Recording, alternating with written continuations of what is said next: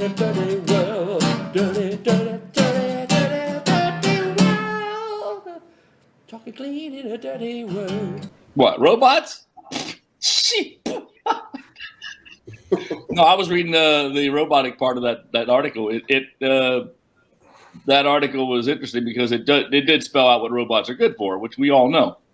It's for doing those mundane chores that we don't need human. You don't need humans for that. You don't need anybody behind the wheel of an auto scrubber for the most part.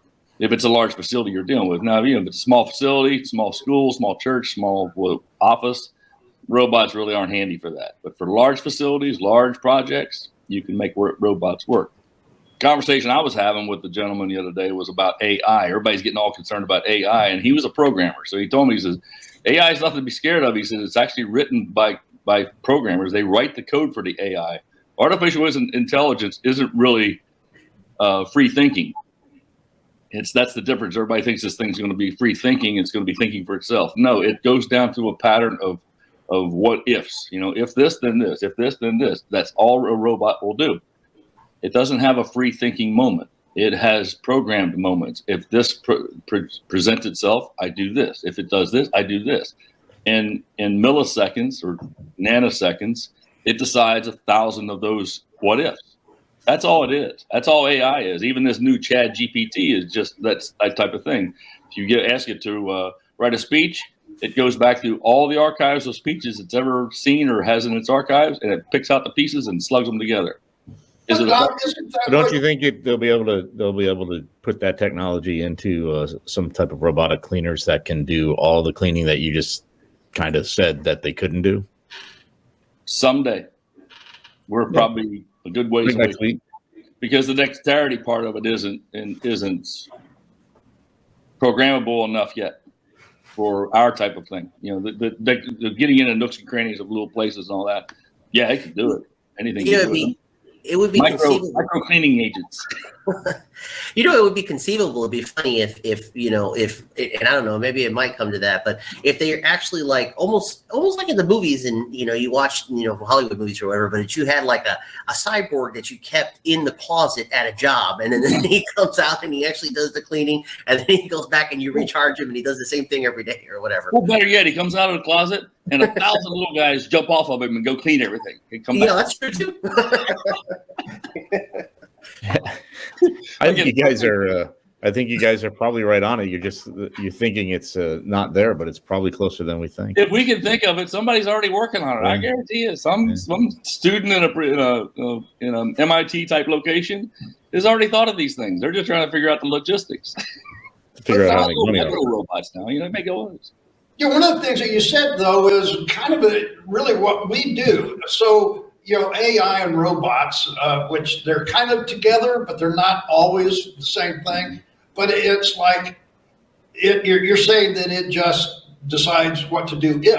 Isn't this what we do though? If a situation comes up, we go into our little computer brain and we kind of figure out, oh, I've had that experience. I know this. That's what a robot's doing. It's just an extension of us. Yes, but it's all black and white for a robot. It's either yes or no. The difference that the gentleman was explaining to me was quantum physics. Quantum is in all the computeries that we've been up to now is plus or minus, yes or no. It's ones or zeros. Quantum physics is ones or zeros or maybe. The centerpiece is maybe, and quantum computing works in that area. That's where the difference starts. When they get that perfected, it'll be mind-blowing. Well, see, I think this is what that article was saying that you mentioned, Don, is that it actually is talking about the fact that they're bringing AI into the robotics.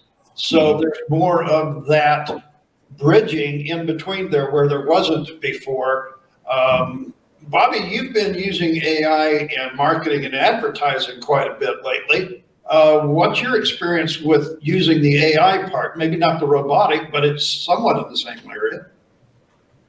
Yeah, I think for people who don't have a marketing department, which we don't at GEM, but you're trying to market things.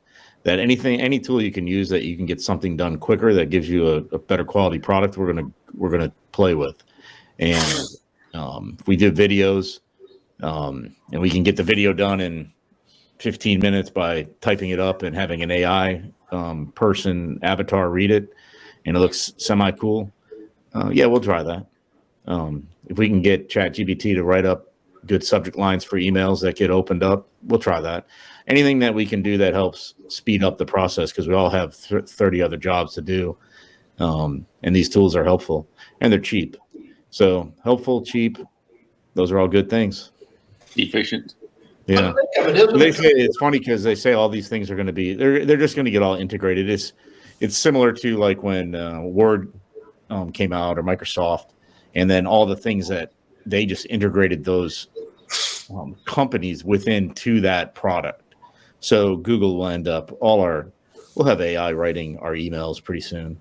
We'll just It is already, guys. I mean, think of it. Whenever you're typing an email right now, have you noticed that you get the words for what you should put in there? That's AI already. If you use Google Maps and you have it telling you where to go, that's AI. These are robots. You think about it. The computer and the internet that we're working on right now is another robot. Even Alexa is AI. Yeah. Yeah. Siri. Oh, gosh.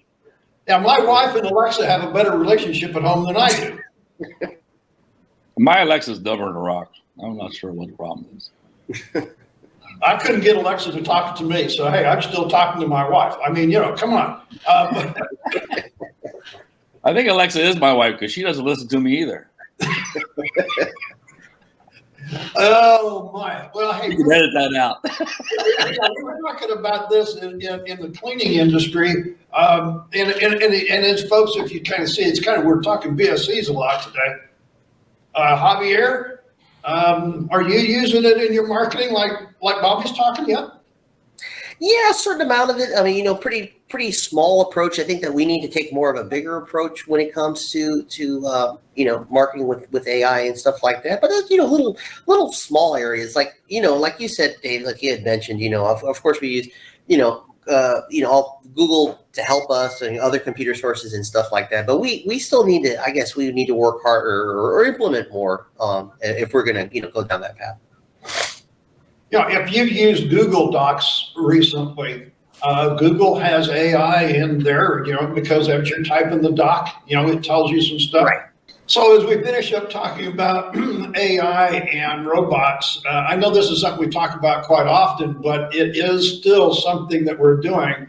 And if you're in the cleaning industry, like Javier, you're a small business, your wife and you run it, you got a few people, but this is where you've got to have a little bit of help. And I imagine you'll be using more of this as the months and years go on. Yeah, absolutely. As time progresses, and we learn more about it and do it. Yeah, I think it's inevitable because I think that it's all going down that route. I think that everybody, not only in our industry, but in all industries, I think everybody's trying to try to incorporate that. One of the things that went out today, our podcast channel here, Nikki Henderson, a marketing person from up in Canada that works with us every month. This was her big thing on the podcast that released this morning, is that content AI is where we need to be spending our time to progress in 23. So here we are talking about it, gentlemen. There's information out there worldwide that AI and robots is what we're all looking for. Thanks for being on the show today, guys. So any parting words before I click the it's a wrap? Go to the cleaning festival. Go to the cleaning festival. When's the next one, Bobby? Ocala, I think, is the next one. Yeah, well, depends on when this drops. March 23rd in Lakeland, April 6th in Ocala.